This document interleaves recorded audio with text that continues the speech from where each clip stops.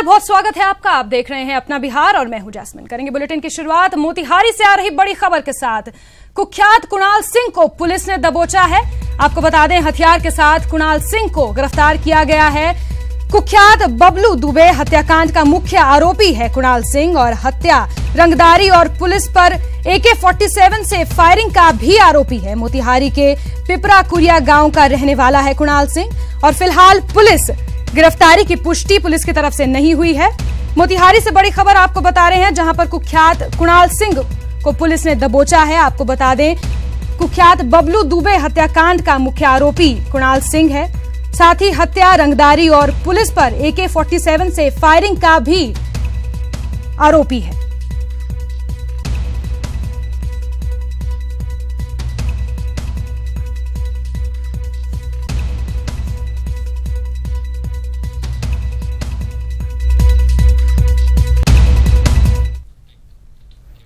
गोपालगंज में पुलिस और उत्पाद विभाग को दो बड़ी कामयाबी मिली है।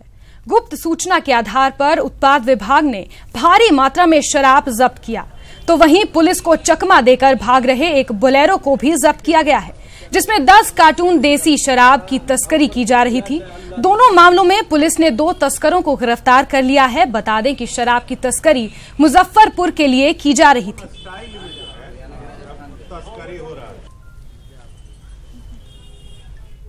लालपुर चेक पोस्ट से एक कंटेनर पकड़ी गई मॉर्निंग में। गाड़ी का नंबर है RJ, राजस्थान नंबर है RJ 32GA4037। इसमें करीब 150 पेटी पकड़ी गई है, जिसमें रम और विस्की दोनों हैं। इसमें एक व्यक्ति की अरेस्टिंग हुई है, जिसका नाम कप्तान स्वामी है। यह राजस्थान के हनुमानगढ़ का रहने वाला है और इससे जो पूछताछ हुई उसमें पता चला कि ये शराब मुजफ्फरपुर के लिए जा रही थी। और दूसरी जो बोलेरो गाड़ी पकड़ी गई है, ये यूपी से आ रही थी। इसमें करीब 10 पेटी देसी शराब। गोपालगंज के सासासुमा शुगर मिल हादसे में अब तक जहां 9 लोगों की मौत हो चुकी है, वहीं 3 मजदूरों का अभी भी इलाज जारी है। वहीं दूसरी तरफ सासासुमा चीनी मिल के बंद हो जाने से इस इलाके की गन्ना किसानों को भारी परेशानी का सामना करना पड़ रहा है। किसान बंद सासासुमा शुगर मिल को दोबारा चालू करने और मिल मालिक सहित उनके दोनों बेटों की रिहाई की मांग कर रहे हैं। हालांकि सूबे के गन्ना मंत्री खुर्शीद आलम का कहना है कि चीनी मिल मालिक जेल में तब तक रहेंगे जब तक कि सरकार मिल हादसे की जांच पूरी नहीं कर लेती। खुर्शीद आलम ने कहा कि मिल प्रबंधन के लापरवाही के कारण इतना बड़ा हादसा हुआ है।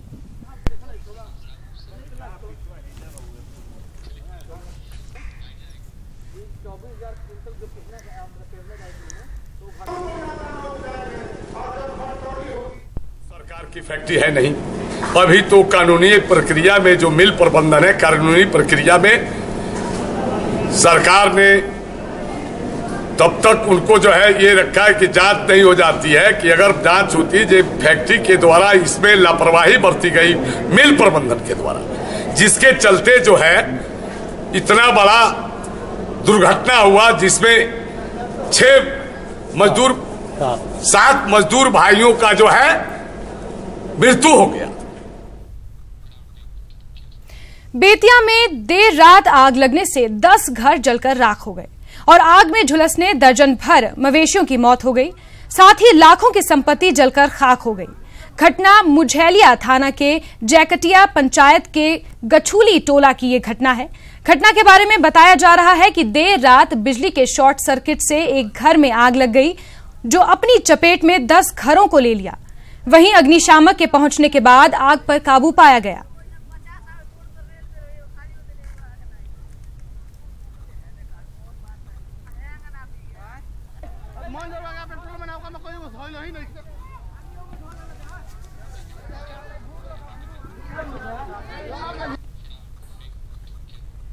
नारी की तुलना देवी से की जाती है, लेकिन अररिया में उसी देवी के साथ समाज के ठेकेदारों ने वो काम किया जिसे सुनकर आपकी रूह कांप उठेगी। देखिए इस बेबस लाचार महिला की दर्द भरी कहानी। अपनों ने किया गैंग रेप, पंचायत ने ठहराया पदचलन।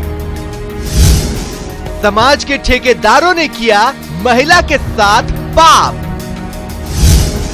जिस पर किया विश्वास उसी ने किया विश्वासघात।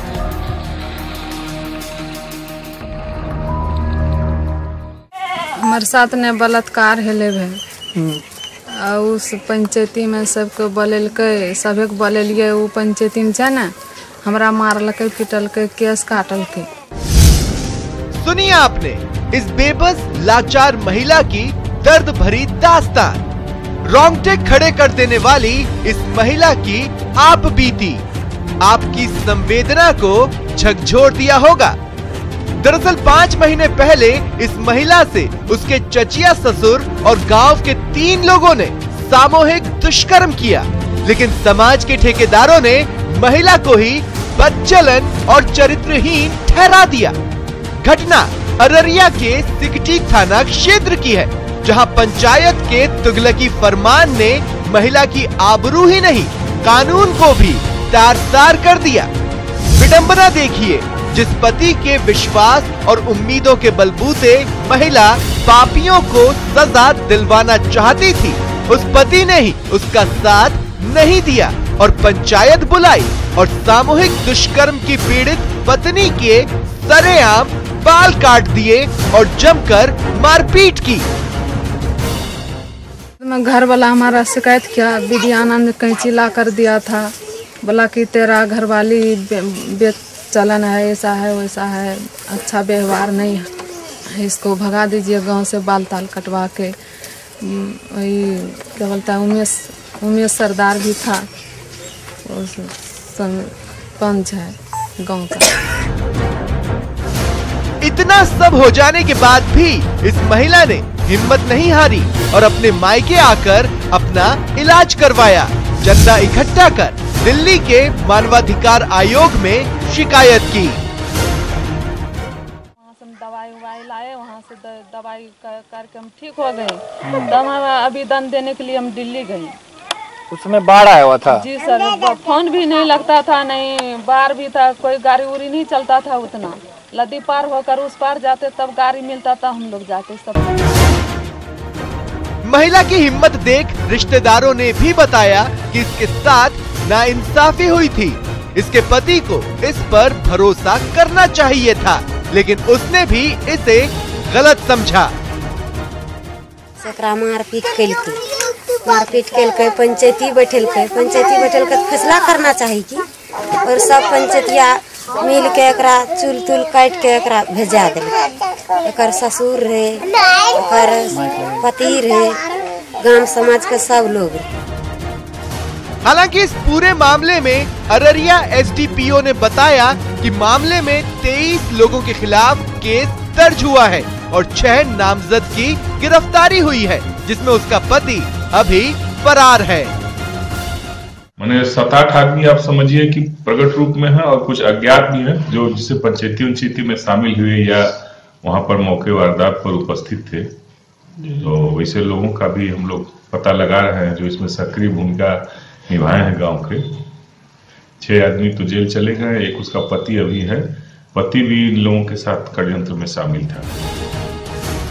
बहरहाल जो भी हो, इस महिला की हिम्मत की दाद देनी होगी, जिसने यह साहसिक कदम उठाया और समाज के ठेकेदारों के खिलाफ अपनी आवाज उठाई। अब देखना है कि इस महिला को इंसाफ कब तक मिलता है। Satish Kumar, ETV news, Araria. CM Nitish Kumar की समीक्षा यात्रा आज लखीसराय और शेखपुरा में है। दोनों ही जिलों में सीएम विकास कार्यों का जायजा लेंगे। इसके बाद करोड़ों की योजनाओं का शिलान्यास और उद्घाटन करेंगे। फिलहाल सीएम लखीसराय पहुंच चुके हैं। सड़क मार्ग से लखीसराय जाने के दौरान सीएम नीतीश कुमार को शेखपुरा में जेडीयू कार्यकर्ताओं ने जबरदस्त स्वागत किया। कुहासे की वजह से सीएम सड़क मार्ग से लखीसराय जा रहे थे। उसके बाद शेखपुरा के डीहा में कार्यक्रम में शामिल होंगे।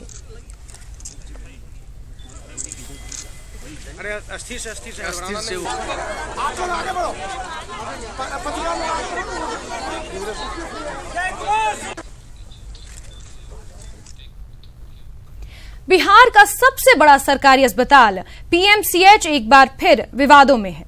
यहां एक मरीज के लिए ना तो इंसानियत जिंदा है और ना ही फर्ज। क्या है पूरा मामला, देखिए एक रिपोर्ट।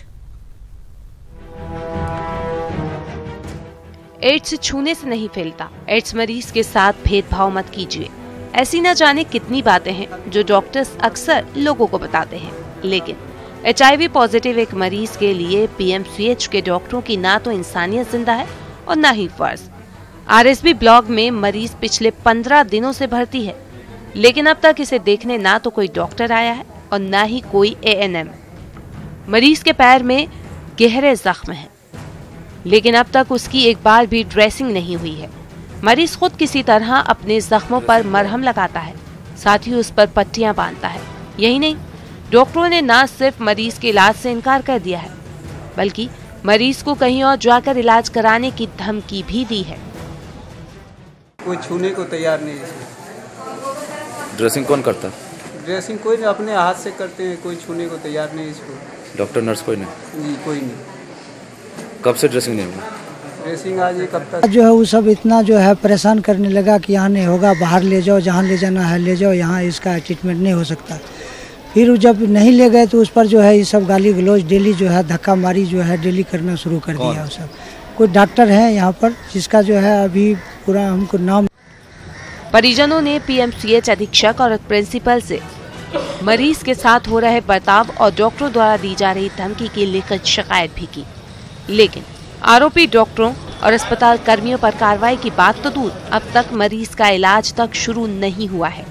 इस संबंध में जब ETV की टीम ने अस्पताल उप अधीक्षक से सवाल किया तो उन्होंने शिकायत पर जांच कराने की बात जरूर कही है। उसका ऑपरेशन में डिले हो रहा था, इसलिए उसने कंप्लेन किया आके हमारे पास। और कुछ लोग ऐसे हैं जो उससे डांटापट भी किए हुए थे, तो मेरे पास अभी कंप्लेन किया है जिसकी जानकारी हमको अभी मिली है। अब इस पर जांच करेंगे। HOD की जिनके यूनिट में वो डॉक्टर विजय कुमार के यूनिट में भर्ती है, उनसे मेरी बात होगी। बात करने के बाद हम कोशिश करेंगे कि उसका एड्स मरीज के साथ PMCH में हो रहे बर्ताव ने न सिर्फ डॉक्टरी पेशे को कलंकित कर दिया है, बल्कि इंसानियत और सिस्टम पर भी सवाल खड़ा कर दिया है। दूसरों को शिक्षा देने वाले इन डॉक्टरों को खुद जागरूकता का पाठ पढ़ने की जरूरत है। Rajnish Kumar, ETV news, Patna.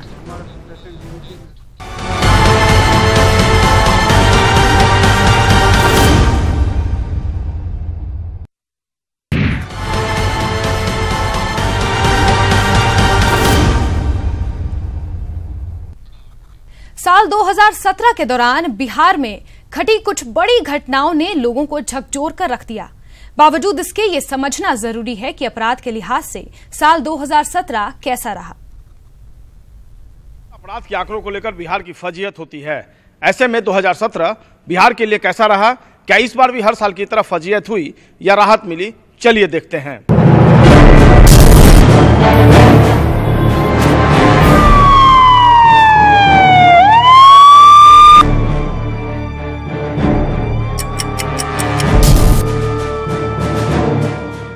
कानून व्यवस्था को लेकर हमेशा बदनामी झेलने वाला बिहार 2017 में भी आपराधिक घटनाओं के कारण चर्चित रहा। कई बड़ी घटनाओं ने लोगों के जहन में ये सवाल भी पैदा किया कि क्या पुलिस का इकबाल खत्म हो गया है। गिरती कानून व्यवस्था और बढ़ती आपराधिक वारदातें सालों भर सरकार के लिए सिरदर्द बनी रही। राज्य पुलिस मुख्यालय के आंकड़ों पर गौर करें तो 2017 की आपराधिक घटनाओं में हत्या 2365 से ज्यादा, डकैती की घटनाएं 405 से ज्यादा, लूट 2369 से ज्यादा, बलात्कार 1035 से ज्यादा, चोरी 21,947 से ज्यादा और जालसाजी की 4,012 से ज्यादा घटनाएं हुई। कुछ जगह पे सुधार अपेक्षित नहीं भी हो पाया है, तो क्योंकि उसके लिए प्रयास लगातार जारी है। कुछ वक्त और लगेगा, उसमें बाकी चीजें भी ठीक है। मतलब आंकड़ों पर गौर करें तो इस साल भी बिहार में घटी संगीन अपराधों ने राज्य की बेहतर विधि व्यवस्था पर नीतीश सरकार के दावों पर सवाल खड़ा किया है। हालांकि पिछले साल से तुलना करें तो बलात्कार और अपहरण के मामलों को छोड़कर हर तरह के अपराध में कमी आई है। यही नहीं, साल के अंत में आए NCRB के आंकड़े ये बताने के लिए काफी हैं कि कई राज्यों की तुलना में बिहार की विधि व्यवस्था कई मामलों में बेहतर है। जो NCRB का जो डेटा है वह डेटा हमारा जो है हमारे राज्य के अपराध की जो स्थिति है वह और अन्य राज्यों के अपराध की स्थिति की तुलना में अब भले ही एनसीआरबी के आंकड़े ये बता रहे हो कि आपराधिक वारदातों में कमी आई है, लेकिन जो घटनाएं हुई उसने लोगों को झकझोर कर रख दिया।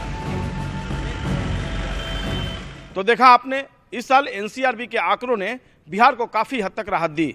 ये दीगर बात है कि वारदातें होती रही, सूबे में अपराधियों का दुस्साहस कई बार खुलेआम देखने को मिला। खैर, इसमें कोई दो राय नहीं कि 2018 में भी सरकार और प्रशासन के सामने लॉ एंड ऑर्डर को लेकर काफी चुनौतियां होंगी।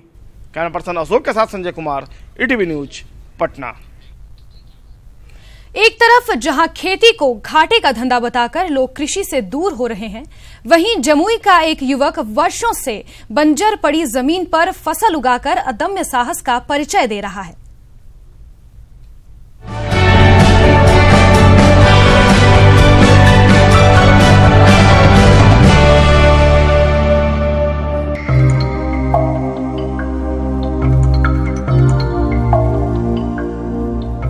खिले फूल और लहलहाती फसल, तस्वीरें जमुई की है। इन तस्वीरों के पीछे जिस शख्स की मेहनत है वो है शैलेश कुमार मुन्ना। नाइट गार्ड की नौकरी करने वाले शैलेश ने लीज पर जमीन लेकर खेती की और बाढ़ के बाद बंजर पड़ी जमीन को उपजाऊ बना दिया। इंटरनेट से, प्रिंट मीडिया से, आपका ये क्या बोलता है, इलेक्ट्रॉनिक्स मीडिया से जानकारी मिलता रहता है।